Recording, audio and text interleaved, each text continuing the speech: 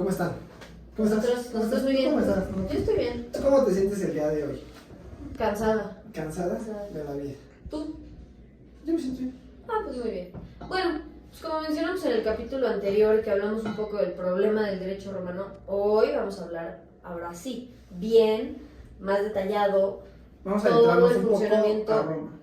Perdón que te corrija la expresión, vamos a sumergirnos en el derecho romano. Es que vean el otro. Vean los Vean capítulos. los capítulos, por No favor. les cuesta nada. Los hacemos con mucho cariño para todos ustedes. Nos esforzamos. Nos cuesta. Tenemos un editor muy bueno, camarógrafo. No le hemos dado créditos al camarógrafo. Saluda a camarógrafo. Un saludo al camarógrafo. Voltéalo. Un saludo. Ya Ven. un saludo a nuestro camarógrafo, que de verdad, muy bien. Pero bueno, hablando un poco del derecho romano y la civilización, les voy a contar un poco del funcionamiento de las personas, ¿no? ¿Las personas funcionan? Sí, o sea, cómo se organizaban, cómo estaban ahí, cómo estaba el rollo, pues. Todo esto empieza, Roma empieza gracias a los patricios. Los patricios se crean de las familias más importantes romanas, porque los patricios son como esta clase, es como la clase alta. Si me permites la expresión. Gracias, gran argumento, me encantó. ¿Qué es lo contrario a la oligarquía? ¿Anarquía? No. Piénsalo y no los informes. Oligarquía. Pero bueno, estos patricios estaban agrupados en clanes llamados gens, y estos tenían el dominio político y económico en Roma. Es decir, los patricios estaban así acá, eran como los mirreyes de hoy en día. No, como los reyes. Como los mirreyes. Así. Y después tenemos a los plebeyos y a los latinos, que estos eran, digamos, como la clase media baja, eran los que pues estaban encargados, no sé, de los comercios, y pues sí. Pero bueno, en Roma la gente estaba agrupada en populus, que es el conjunto de ciudadanos romanos, que tienen una característica que justo son libres, son ciudadanos libres. Y el hecho de que sean libres significa que tienen la ciudadanía romana. Para que pudieran ser ciudadanos eran necesarias 5 características. La primera era que fueran nacidos en Roma, hijos legítimos de padres romanos, hijos de ciudadanas, o sea que en el momento del parto la señora era ciudadana romana, algún esclavo que conseguía la libertad. Y pues, o sea, que fuera liberto. manumitido. Manumitido, sí, que es el proceso formal para liberar a un esclavo. Solemne, yo diría más solemne. Además, existían los extranjeros. Los extranjeros se dividen en 3 grupos, que son los latinos, los peregrinos y los bárbaros.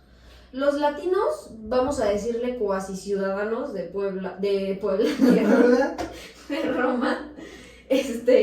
Porque Latinos era la provincia que estaba Al ladito, o sea, el pueblo vecino de Roma, ahí estaban.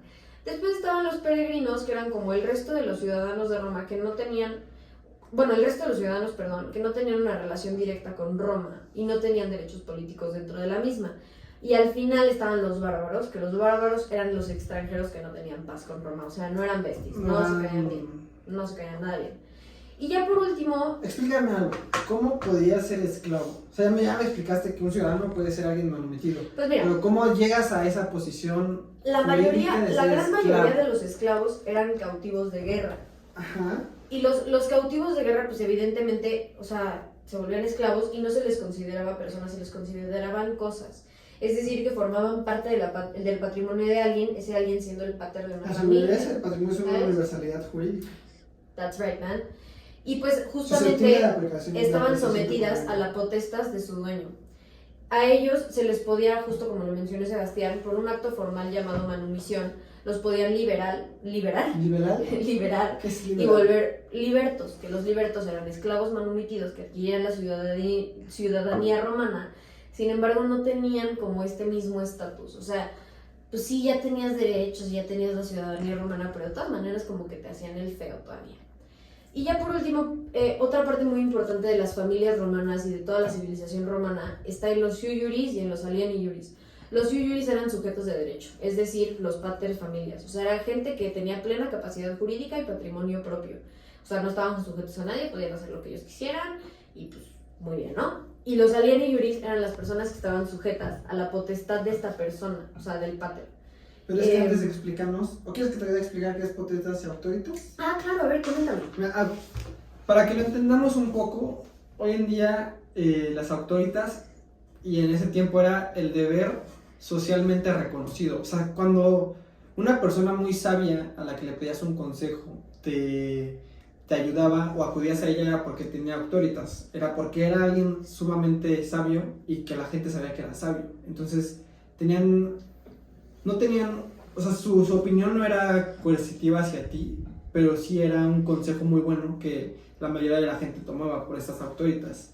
Y la potesta es un poder que sí se tiene sobre la persona. En este caso, sobre los esclavos, hay una dominica potesta que tiene el pater. Además, también personas que entraban dentro de esta, como, o sea, dentro de esta categoría de alien y juris eran los hijos y las esposas. Pues obviamente a las esposas tenían ciertos derechos, pero en sí a la mujer en Roma se le trataba muy mal. Como tal no se le veía como cosa así como a un esclavo, pero de todas maneras, por ejemplo, tenían que tener un tutor para realizar cosas legales porque se les consideraba que no podían hacerlo por ellas mismas. Entonces aquí podemos ver como la población romana estaba muy dividida, que si el extranjero, que si el alien y que si el siuyuri, que si el no sé qué, y aunque estaba regulado, y es lo que dijimos en uno de los capítulos anteriores, ¿era derecho? Sí. ¿Era derecho un poco lógico, racional? También. Pero seguía siendo un poco injusto, ¿estamos de acuerdo? Entonces, aunque fuera un derecho reconocido, legal, válido, vigente, seguía siendo un derecho que era injusto, ¿no? Que no estaba... No preveía seguridad jurídica para todas las personas, sino solo para cierto grupo privilegiado. Igual es importante mencionar cómo estaba distribuida pues la política en Roma y quiénes eran los encargados como de manejar todo esto. Primero empezamos con las asambleas populares o comicios. Había comicios por curias, esto fue en la monarquía, y que se dividían en 3 tribus. ¿Sabes cuáles son las 3 tribus? Te las voy a decir. Titis, Rapnes y Luceres. ¿Cuántos grupos tenía? Había grupos en esas curias. ¿Cómo eran esos grupos? Pues cada tribu tenía 10 grupos que se llamaban justo curias. Curias, ok.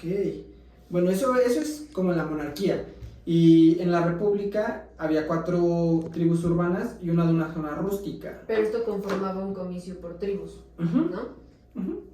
Y, o sea... Oye, pero ¿cómo se elegían o qué? La ciudadanía votaba de manera individual y la mayoría de votos determinaba el voto de cada curia. Se decidía por el voto de las curias, todo esto. Okay.